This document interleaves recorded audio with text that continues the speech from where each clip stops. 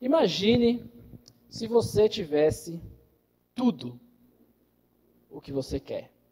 Imagine que tudo aquilo que você sonhasse na terra, você pudesse ter. Olha. Que tudo aquilo que você deseja, independente do valor, independente da situação, pode ser seu. Só pedir. Pumf. Pense você entrando no shopping e só apontando, quero esse, quero esse, quero esse. Sem precisar ficar olhando a etiqueta de preço, primeiro, para depois olhar o que é a peça, para olhar o item. Só escolhe, só pede, só coloca no carrinho. Ou, não sei vocês, mas eu, pense que você, quando vai pedir uma pizza, em vez de você olhar a coluna da direita primeiro, que é a coluna do preço, para depois correr o olho para o sabor, isso não fizesse nenhuma diferença. Se eu olhasse direto a coluna da esquerda do sabor, pedisse qual quisesse, quantas quisesse, e não faz diferença nenhuma, preço. Imagine se você pudesse fazer tudo isso, ter tudo isso. O carro que você quisesse, a casa que você quisesse, e você só pedir, você tem lá para pagar no Pix, na hora. Não só isso, mas qualquer outro tipo de coisa. Como que você se sentiria? Já pensou? Como que você se sentiria se você tivesse tudo aquilo que você quisesse? Que os olhos alcançam? Feliz? Realizado? Completo? Um sentimento de quem já zerou a vida? Falou, agora estou tranquilo. Será que é possível alguém que viva dessa forma, que pode ser assim, ser triste, ser infeliz, descontente? Será? Será que você seria descontente se você pudesse fazer tudo isso? Não tivesse problema nenhum com preço, com nada? O livro de Eclesiastes, então, um pouco do contexto, ele é um pouco fora do padrão, tá? A sua forma de escrita, ele é praticamente única na Bíblia. Alguns teólogos, estudiosos aí não conseguem chegar a uma conclusão exata de quando foi escrito, e alguns até da sua própria autoria, mas a grande maioria dá esse livro para Salomão. Salomão que foi quem escreveu. Então, Salomão aqui, ele pega toda a sua sabedoria, todo o seu conhecimento, e ele expressa a sua indignação, expressa que tudo que ele fez, todas as suas buscas por contentamento foram vazias, mas revela, através da sua sabedoria, do seu conhecimento e das suas experiências, qual é o propósito da vida do homem, da mulher, do ser humano. Então, nós estudaremos o livro de Eclesiastes, capítulo 12, versos de 1 a 14. Eclesiastes 12, de 1 a 14. Acompanhe comigo a leitura. Lembra-te do teu Criador nos dias da tua mocidade, antes que venham os dias difíceis e cheguem os anos em que dirás, não tenho prazer neles. Antes que o sol e a lua e as estrelas se escureçam e as nuvens voltem depois da chuva. Quando os guardas da casa tremerem e os homens fortes andarem curvados e cessarem os moedores, por já serem poucos, e os que olham pelas janelas se escurecerem, quando as portas das ruas se fecharem, quando diminuir o barulho do moinho e acordares com o canto dos pássaros e silenciar o som de todos os cânticos, quando temeres a altura e te assustares pelos caminhos, quando florescer a amendoeira, o gafanhoto for um peso e o desejo já não se despertar. O homem vai à sua morada eterna e os pranteadores já vagueiam pelas ruas. Verso 6. Antes que se rompa o cordão de prata, ou se quebre o copo de ouro, ou se despedace o cântaro junto à fonte, ou se desfaça a roda junto à cisterna, e o pó volte à terra como era, e o espírito volte a Deus que o deu. Que grande ilusão! Tudo é ilusão, diz o sábio, tudo é ilusão. Além de ser mestre, o sábio também ensinou conhecimento ao povo, refletiu, examinou e organizou muitos provérbios. O sábio procurou achar palavras agradáveis e escreveu com propriedade discursos plenos de verdade.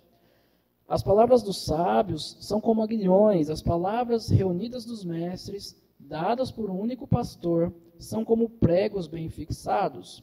Verso 12. Além disso, meu filho, atenção! Produzir muitos livros é algo que não tem fim, e estudar demais deixa o corpo esgotado. Agora que já se disse tudo, aqui está a conclusão. Teme a Deus e obedece aos seus mandamentos, porque este é o propósito do homem.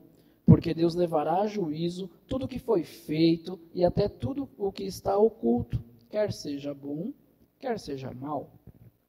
Então, queridos, aqui a frase que pode resumir o nosso tempo, o nosso estudo aqui seria: através do temor e da obediência ao Criador, surge sentido na vida do pecador. Através do temor e da obediência ao Criador, surge sentido na vida do pecador. Então, nós temos aqui em Eclesiastes 12, 4 realidades na vida de todo ser humano. 4 realidades que todos nós, se Deus permitir, vamos passar na vida de todo o ser humano. A primeira realidade, então, encontramos no verso 1. Os dias vão chegar.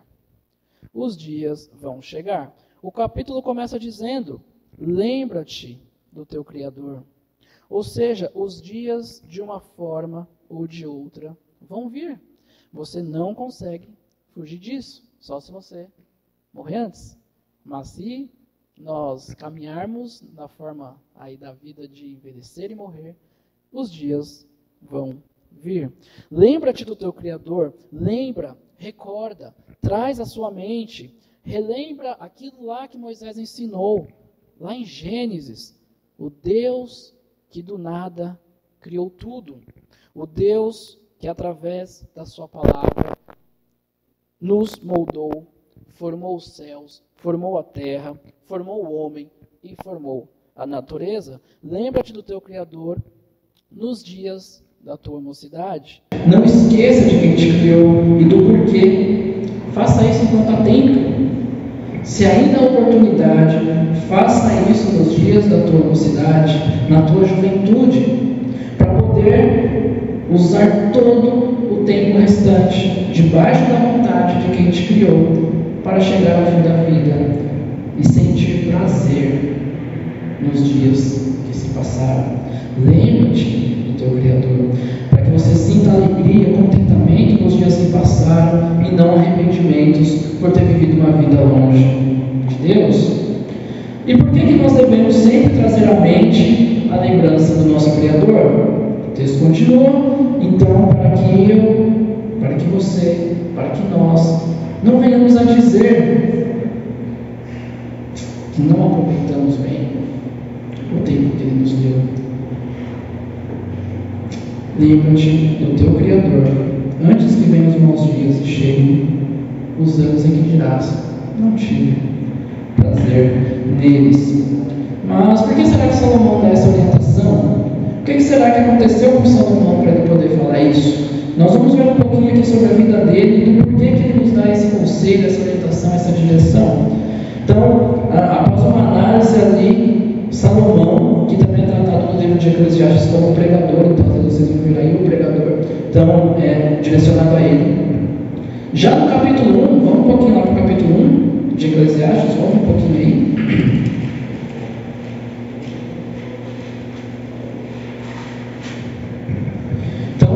Faz uma análise e já aqui no capítulo 1, verso 14, ele conclui: observei tudo o que se faz debaixo do sol. Tudo é ilusão, é perseguir o vento. Capítulo 1, verso 14.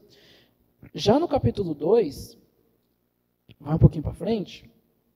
No capítulo 2, Salomão ele faz um acordo com ele mesmo. Você pode ver no versículo 3 do capítulo 2 aí, o acordo que Salomão fez. Capítulo 2, verso 3. Resolvi no meu coração dar-me ao vinho, regendo-me contudo pela sabedoria e entregar-me à loucura, até ver o que seria melhor que fizessem os filhos dos homens debaixo do céu durante os poucos dias da vida. Então Salomão, ele faz um acordo com ele de se entregar o que ele quiser, o que o coração dele pedir. E aí nós temos aqui do verso 3 ao 10, o que acontece.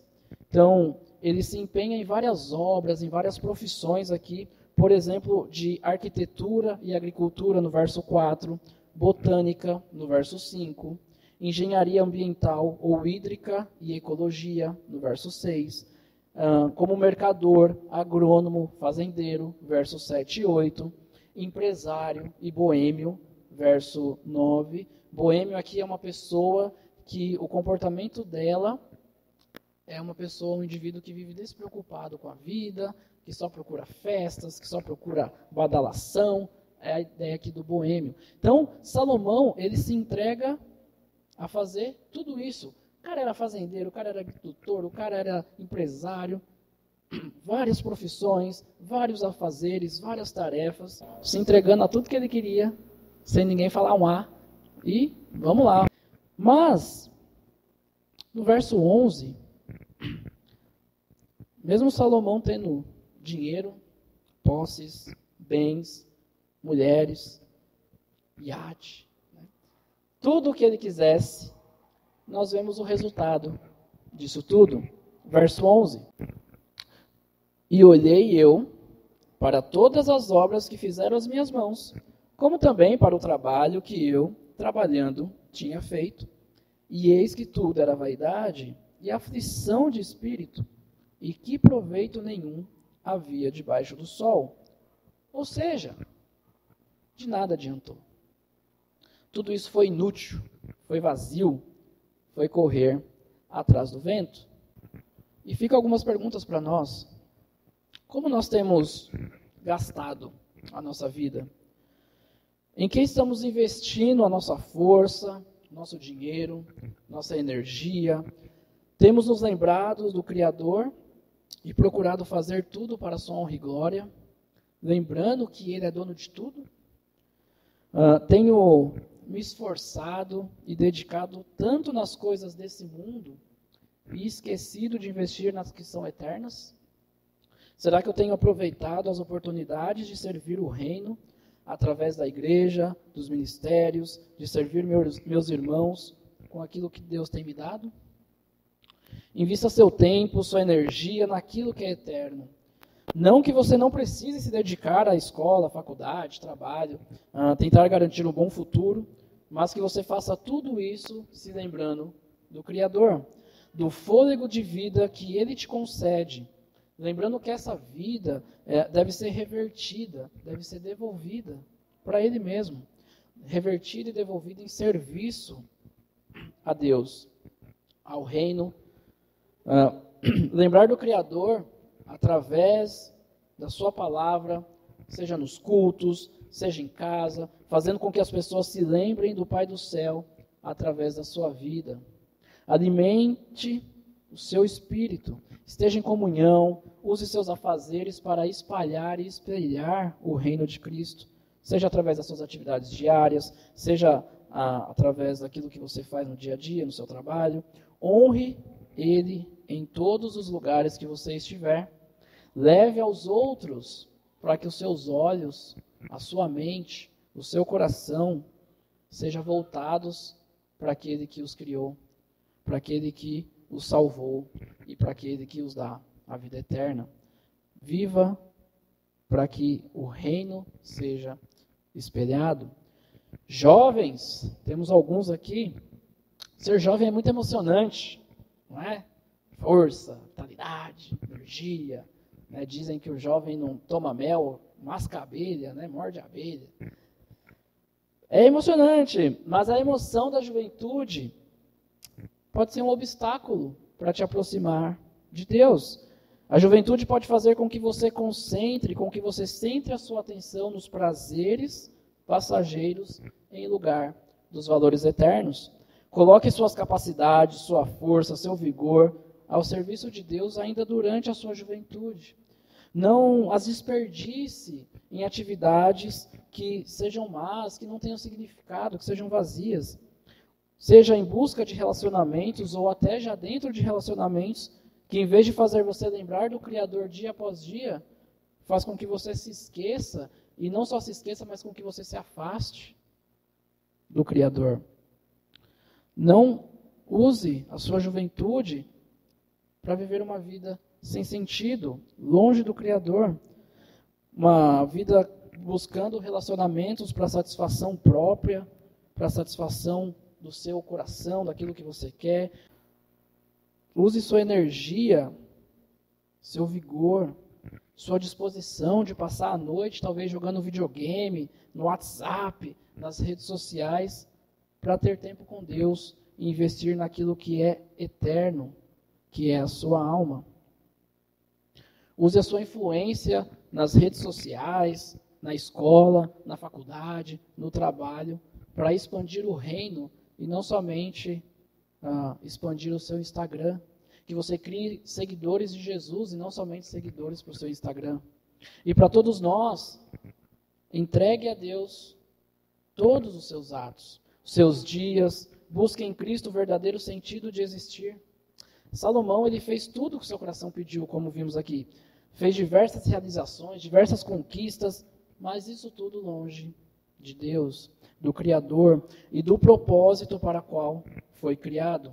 E isso fez com que tudo aquilo que ele fez ficasse sem valor, sem significado, vazio, inútil. Lembre-se a todo instante do seu Criador, para que você saiba sempre qual é o sentido real da vida. E quando chegar esses dias, que vão chegar, que você possa dizer, não que foi tudo inútil, ilusão, correr atrás do vento, mas combati o bom combate, acabei a carreira, guardei a fé. Desde agora a coroa da justiça está me guardada, a qual o Senhor, o justo juiz, me dará naquele dia, não somente a mim, mas também a todos os que amam a sua vinda. 2 Timóteo 4, 7 e 8. Primeira realidade, os dias vão chegar. Através do temor e da obediência ao Criador, surge sentido na vida do pecador. Nós temos agora a segunda realidade, que estão nos versículos 2 a 6 do capítulo 12. Volta um tiquinho lá. Capítulo 12, de 2 a 6. Queridos, como é um capítulo inteiro, tá? Então eu não vou ficar relendo os versículos, eu vou direto na explicação, tá bom? Então vocês vão acompanhando aí na Bíblia, ok? Senão a gente estende bastante. Então, a segunda realidade nós encontramos no verso 2 a 6. A primeira é que os dias vão chegar, e a segunda é que todos nós envelhecemos. Todos envelheceremos. Então, os versos 2 a 6 mostram que precisamos lembrar, precisamos servir o nosso Criador enquanto ainda é tempo. Por quê? Porque vai chegar um momento que vai ser mais difícil. Vai chegar um momento que você vai talvez querer, que a sua mente vai pedir, mas o seu corpo não vai responder. O tempo difícil. E ele vai falar sobre os sinais desses dias. A velhice, o tempo em que você vai querer fazer, mas o corpo não vai obedecer como era antes. E o que nos aguarda quando esse momento chegar? Então, no verso 2, ele fala que vai se aproximando o dia da morte. No verso 3, fala sobre as pernas que não vão ser mais tão firmes, a coluna que vai se dobrando, né, para poder dar equilíbrio ao corpo, os dentes que já não serão tantos, vão ser poucos, talvez precisando da nossa amiga dentadura, a visão que vai ser um pouco menor e vai diminuindo cada vez mais. No verso 4, fala sobre a surdez que vai se aproximando, o sono, que era aquele sono de acordar meio-dia, já não vai ser mais igual, você vai acordar antes do galo. E também, qualquer barulhinho que acontecer, você vai acordar. Fala sobre a voz, que você já não consegue mais falar tão alto, você já fala mais baixinho, porque a sua voz já vai estando debilitada. No verso 5, fala sobre o medo de altura, as vertigens, tonturas, os cabelos brancos, para aqueles que ainda têm cabelo. No meu caso, não sei se eu vou chegar a ter ainda cabelo branco, mas vai acontecer. O que mais que ele fala? No verso 5, a ideia do gafanhoto ali, tudo vai ser pesado, você não vai ter mais tanta força. Você vai perder o apetite, ou seja, aquele pratão de pedreiro, com respeito ao pedreiro, que você fazia antes, vai ser um prato de passarinho, porque você não vai ter mais tanto apetite para comer. E é isso, vai chegando. E aí no verso 5 ele fala no final sobre as pessoas chorando no seu velório, porque os dias estão chegando. Verso 6 ele fala sobre o fio de prata, o copo de ouro, o cântaro e a roda, que simbolizam a fragilidade da vida, que não vai durar para sempre. Assim como o nosso corpo também não. Isso tudo vai acontecer, todos esses sinais e atributos da velhice, e depois o final da nossa vida. Nossa preocupação tem estado em quê? Em envelhecer, mas satisfeitos do Senhor, ou temos buscado construir impérios, achando que com isso teremos uma velhice melhor e deixando de aproveitar o tempo, a energia, a disposição que ainda temos para servir a Deus? Será que temos buscado um alto status, nos sufocando com a imposição que a sociedade traz sobre o que é ser bem-sucedido? Talvez estudo exaustivo, trabalho em alta escala, acúmulo de riquezas, cabeça totalmente aflita e ansiosa por um futuro que não depende só de nós, mas sim, como diz o Salmo 127:1, se o Senhor não edificar a casa, em vão trabalham os que edificam. Se o Senhor não guardar a cidade, em vão vigia a sentinela. Se o Senhor não estiver fazendo parte dos seus dias, se o Senhor não estiver fazendo parte daquilo que você busca e quer, em vão você está fazendo. Será que a justificativa de quero dar um futuro melhor para o meu filho que eu não tive, quero dar um conforto para minha esposa, para os meus filhos, quero ter uma vida confortável lá na frente, e aí sim, depois de tudo isso, aí eu começo a servir a Deus, porque aí eu vou estar mais tranquilão, já vou estar com a vida mais sossegada. Será que essas afirmações são legítimas, são de fato reais, ou são talvez desculpas para você deixar de fazer o que tem que fazer? Será que são desculpas para você não obedecer ao Criador? Por que será que eu tenho vontade para os que não são casados? Por que será que eu tenho vontade de ter uma esposa, ter um marido, ou ter filhos? Qual será a minha real intenção nisso tudo? Não há nada de errado em estudar, ter uma boa profissão, se formar em uma boa faculdade, ter marido, esposa, família. O que muda é o porquê de tudo isso. Por que eu quero isso? Que possamos sim ter uma boa profissão para dar um conforto à nossa família, obviamente, mas que também seja para poder ajudar os mais necessitados, contribuir, seja com a sua igreja, seja com outras pessoas, seja com missões, na igreja onde nós somos membros e temos responsabilidades como água, luz, manutenção, sustento pastoral, seja em missionários que estão lá para fora. Que nós não busquemos ter uma vida totalmente acomodada por causa daquilo que temos. Isso faz com que nós possamos nos esquecer das pessoas, que nós possamos honrar a Deus no pouco ou no muito, que tenhamos alegria e satisfação em contribuir e que não seja um peso, que possamos buscar nos formar em uma faculdade, amém, para poder proclamar o reino de Deus nesse local que tantos carecem de Cristo. E não ficar se achando porque você tem, você é o melhor, porque você tem um diploma, que isso não seja motivo também, dentro das faculdades, de você, por exemplo, abandonar a fé, onde é um lugar, um ambiente onde tantas pessoas se desviam, onde tantas pessoas viram as costas para Deus, que é o ambiente universitário. Que antes de ficarmos até tarde, talvez trabalhando, estudando, vendo série, fazendo qualquer outras atividades, que não é errado, às vezes nós precisamos fazer isso mesmo, né? Faz parte, termos aí um tempo, mas tire um momento, fique até tarde se alimentando da palavra de Deus, seja em casa, seja na igreja, nos cultos, nas atividades disponíveis, ou investindo na vida de sua família no lar. Riquezas e bens irão passar, mas a alma das pessoas vão durar eternamente. Invista naquilo que é eterno, lembre-se, a idade vai chegar, a velhice vai vir, e o que eu e você vamos falar?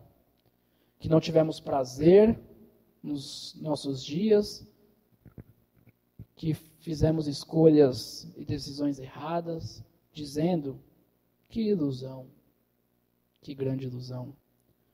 Espero que não seja assim. Lembra-te, obedece o teu Criador em tudo o que faz, em todas as suas decisões, para que isso se resulte em alegria, em satisfação, quando a velhice bater a sua porta. Jovens solteiros aqui, que nossa vontade de ter uma esposa, um marido, não seja para sair de casa, da casa dos pais, não aguento mais aqueles velhos, nem que seja para satisfazer os seus desejos, ou por beleza, que é importante, mas não é o principal, ou qualquer outro motivo carnal que você tenha para que isso aconteça. Não se esqueça do principal que devemos procurar em um parceiro e uma parceira, que é o temor ao Deus Criador, a salvação e a luz de Jesus e a habitação, a morada do Espírito Santo. Essas são as principais características que você deve procurar em um parceiro, em uma parceira. Alguém que seja fora disso, fuja. Não caia nessa cilada. Não entregue o seu coração, o seu corpo, a quem ainda nem sequer se entregou a Cristo. Quanto mais um dia entregar a vida dele por você no casamento, se nem a vida dele a Jesus ele entregou, que morreu por ele. Não caia nesse tipo de armadilha. Talvez ali o marombado da academia, o loiro dos olhos azuis, a morena do corpo violão, a gata ali charmosa dos lábios carnudos, mas como vimos, isso tudo passa. O corpo se deteriora, mas uma alma que é salva por Cristo, que é temente ao Senhor e obediente às palavras do Espírito Santo, permanece. E não só permanece, mas se pratica essas três coisas que ouvimos aqui, vai te honrar independente daquilo que acontecer com o seu corpo. Daquilo que o tempo vai fazer com o seu corpo, isso não vai ser motivo. Busque um casamento que seja para glorificar a Deus e honrá-lo através do relacionamento. Que agora em dois, eu alcanço e faço muito mais pelo reino do que eu fazia antes, sozinho. Através do temor e da obediência ao Criador, surge sentido na vida do pecador.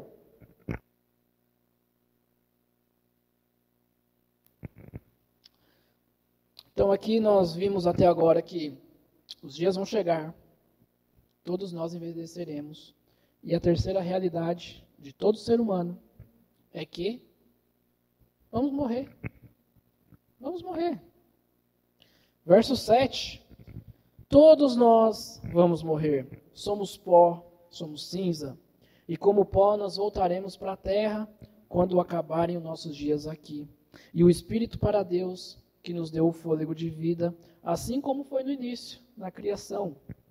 Verso 8 diz também que dependendo daquilo que corremos atrás nessa vida, nas nossas últimas horas, podemos dizer que tudo foi vaidade, que nada do que fizemos valeu a pena, que não teve fruto nenhum, que a vida foi vivida em vão, uma vida vivida atrás de ilusão e fantasia, uma vida fora do seu propósito, principalmente uma vida sem Jesus, aonde fará com que esse espírito, o pó, o corpo, o pó, volta à terra e o espírito volte a Deus. Uma vida vivida sem Jesus, longe de Jesus, fará com que esse espírito que foi dado por Deus tenha a sua sentença, que é ficar longe de Deus.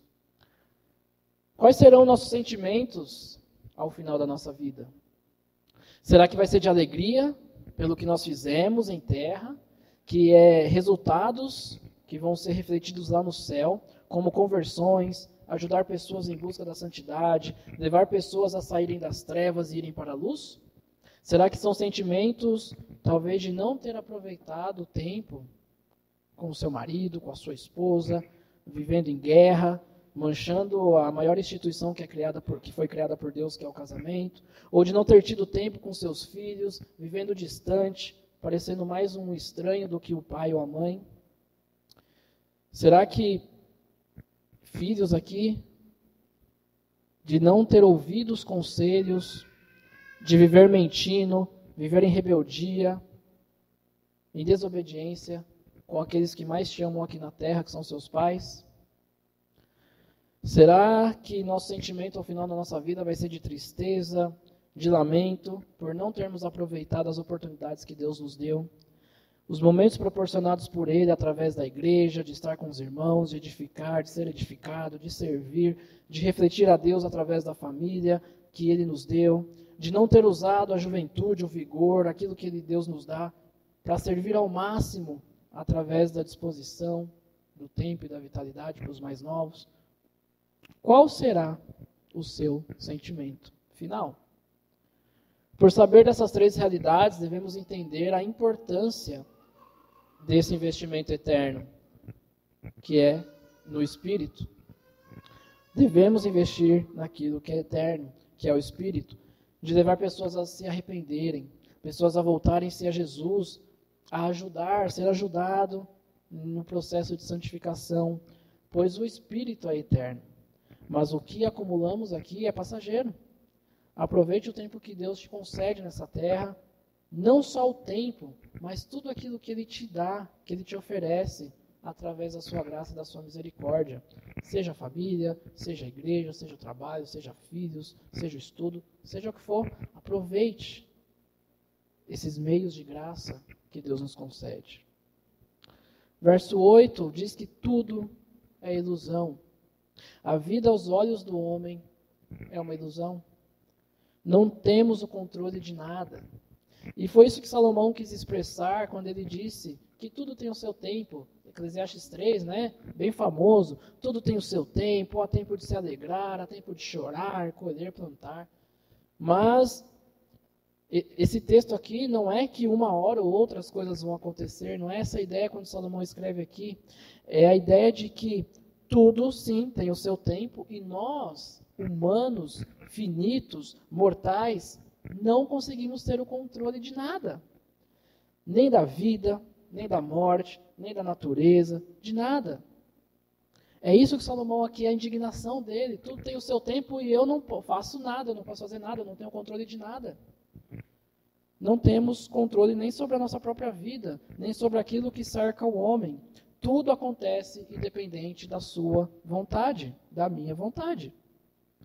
E ainda assim, queremos achar que podemos controlar as coisas, podemos talvez controlar até Deus. Achamos que sempre seremos jovens, sempre teremos saúde, que nunca irá nos acontecer nada. E assim deixamos sempre para depois o viver para o Senhor. E aí quando a gente vê, nós não conseguimos mais fazer o que queríamos. Porque nós percebemos que o que nós lutamos durante toda a vida, dependendo de como foi essa luta, quem participou, quem estava junto, é ilusão. Pois o Criador não fez parte desse processo. Pois o Criador não fez parte das conquistas. Pois o Criador não fez parte da sua vida. Através do temor e da obediência ao Criador, surge sentido na vida do pecador. Então, os dias vão chegar, todos envelheceremos, vamos todos morrer, e a quarta e última realidade é que fomos criados com um propósito. Nós temos nos versos 9 a 14.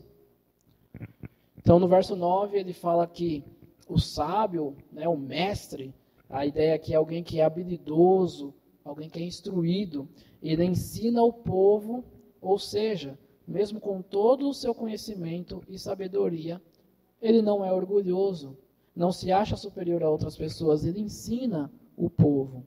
No verso 10, além de procurar ensinar os que não possuem tanto conhecimento, ele procura fazer isso de forma agradável, de forma prazerosa e não com imposição. ensinando a obediência ao Criador através do medo, através do legalismo, através do que, se você fizer isso, você é melhor do que aqueles que não fazem. Se você fizer isso, você vai ser o queridinho de Deus. Não. Além disso tudo, os seus discursos são cheios de verdade, são fiéis, confiáveis. Não é algo inventado por ele mesmo. Não são discursos para benefício próprio ou para enganar o povo. No verso 11, nós vemos que as suas palavras foram dadas por um único pastor. Ou seja, não é dele, mas são palavras vindas do alto, palavras vindas diretamente do Criador.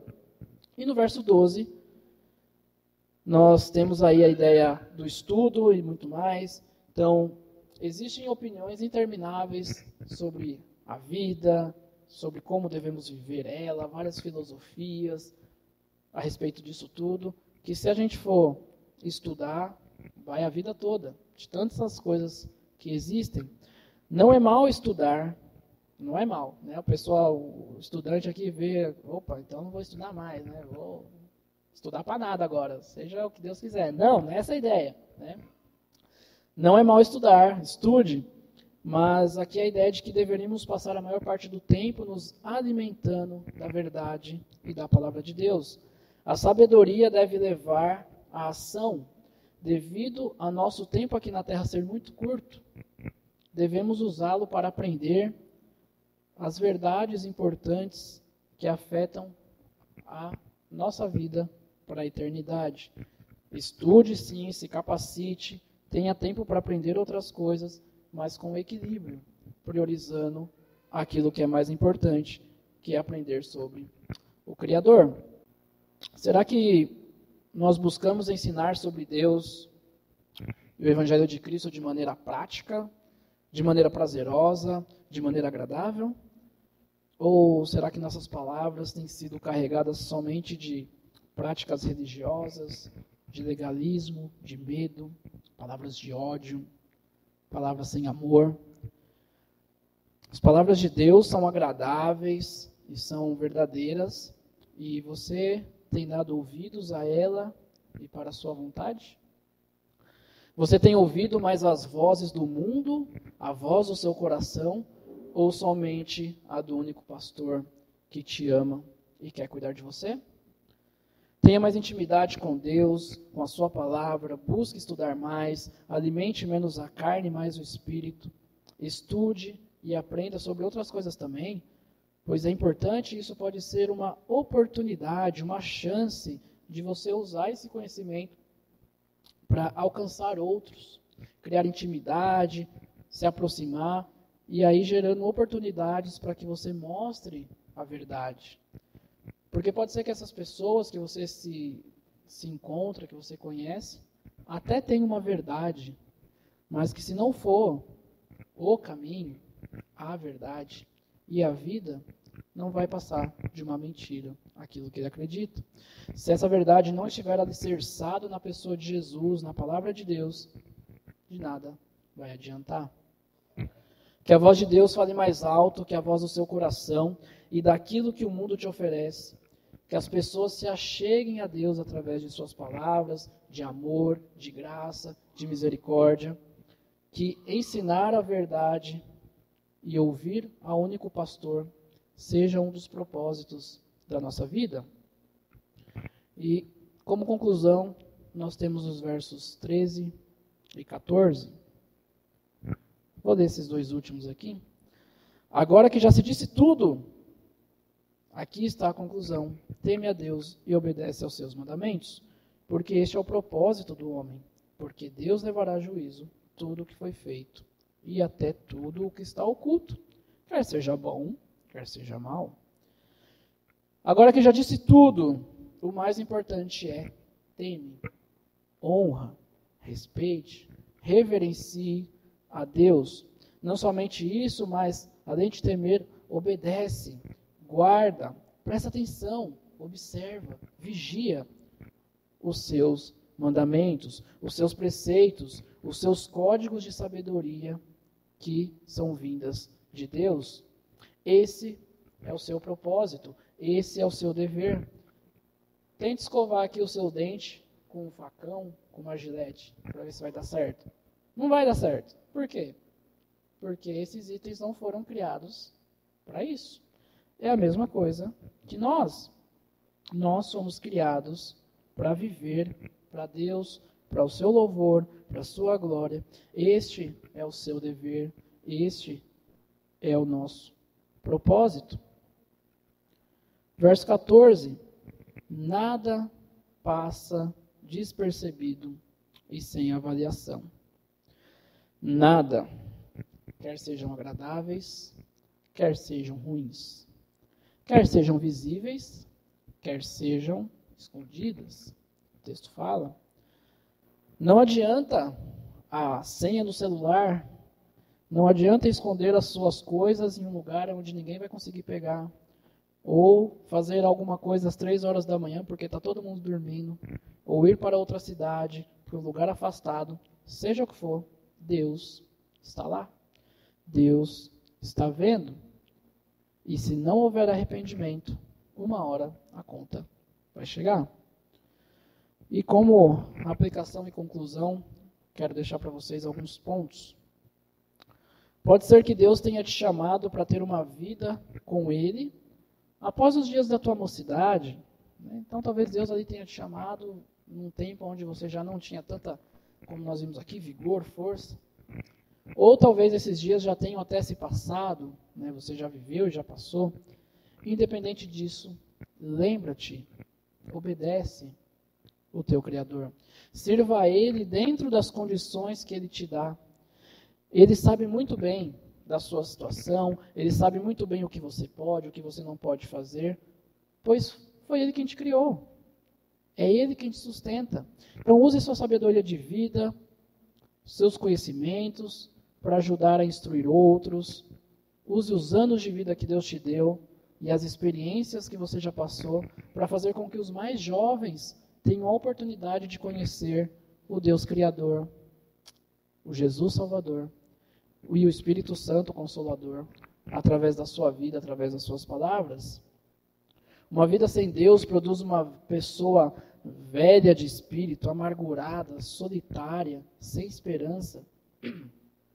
Uma vida centrada em Deus é plena, faz com que os dias maus, os anos maus, quando chega, as incapacidades, as enfermidades, os impedimentos, quando isso vem a ser uma barreira que nos impede de desfrutar a vida, tudo isso vai ser ultrapassado e colocado em segundo plano, porque a esperança da vida eterna é muito maior. Salomão fez de tudo, e não encontrou contentamento em nada. Só quando ele entendeu que tudo deve ser feito debaixo do temor, debaixo da obediência de Deus, do Criador, foi aí então que ele encontrou sentido. Porque é Deus quem controla, é Deus quem governa tudo e todos. Aí sim a vida dele passou a ter sentido. Fora disso, tudo é ilusão, é correr atrás do vento, é inútil, é sem proveito. Use seu tempo, viva sua vida com sabedoria. Não viver o tempo em Deus é viver perdendo tempo. Vive intensamente para o Senhor, se lembrando sempre do Criador e da vinda de Jesus, o nosso Salvador. Mostra a diferença que o temor, que a obediência ao Senhor produz na vida do ser humano. Que mesmo em uma vida de dificuldade, de lutas, nós podemos descansar em Deus, porque nós acreditamos que Ele está no controle de tudo. Que essa paz, esse sentimento de dever cumprido, de senso de realização, de alegria, possa fazer parte não somente dos últimos dias das nossas vidas, mas de todos os dias. Sabendo que nós fizemos o que podíamos para espelhar o reino de Cristo, para espalhar o senhorio de Deus aqui na terra, que a nossa vida não foi inútil, pois nós entendemos e nós cumprimos o nosso propósito. todos nós iremos prestar contas diante de Deus daquilo que fizemos com o sopro de vida que Ele nos deu. E além disso, nós enfrentaremos o juízo de Deus. Nós não só vamos prestar contas, mas enfrentar o juízo de Deus. Jesus, Ele honrou a Deus, Ele obedeceu a Deus, para que através dele nós possamos fazer isso também. Mas isso só é possível com Ele, com Jesus em nós.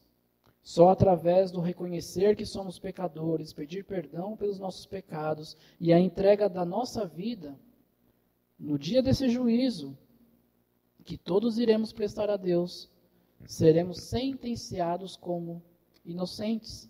Não porque nós somos, mas sim porque aquele que morreu por nós é. Porque Ele nos lava e purifica com o seu sangue.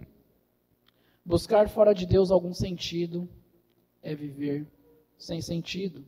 Somente através do temor, da obediência ao Criador, pode-se achar o verdadeiro sentido em um mundo onde nada faz sentido.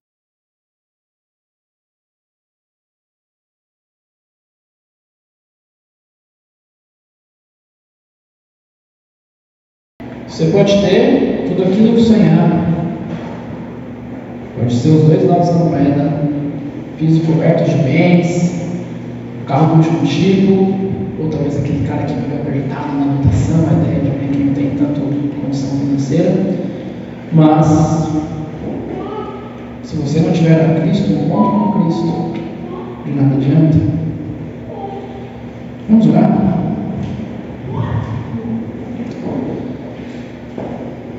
Deus, que essas verdades possam ser fixadas em nossa mente, em nosso coração, que essas verdades possam se fazer presentes sempre em nós, que essas 4 realidades que vimos hoje, que os dias vão chegar, que todos envelheceremos, que vamos todos morrer, que fomos todos criados com um propósito, façam com que nós possamos ver o quão somos fracos, o quão não conseguimos ter o controle de nada. Lembramos de Salmo 144, 4, que diz que o homem é como um sopro, seus dias são como uma sombra passageira. Que possamos viver a nossa vida à sombra do fim, para que assim vivemos uma vida junto ao Criador em todo momento, de que mereceremos e de que ao olhar para trás, que não sejam palavras de que corremos atrás do vento, de que nada valeu a pena, que foi uma vida vivida sem sentido, mas sim que possamos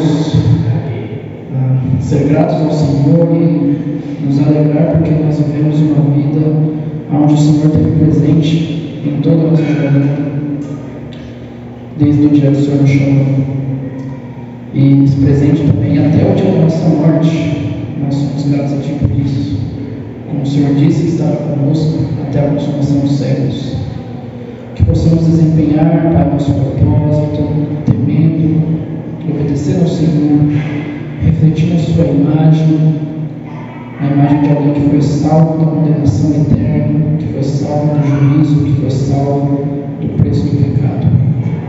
Que o Senhor cuide de nós, nos ajude a praticarmos o que vimos aqui, e que o Senhor nos ajude a vivermos uma vida conforme te agrada, temendo, obedecendo, lembrando do Senhor em cada momento, em cada coisa que vamos fazer, e que possamos ter uma vida que te agrada.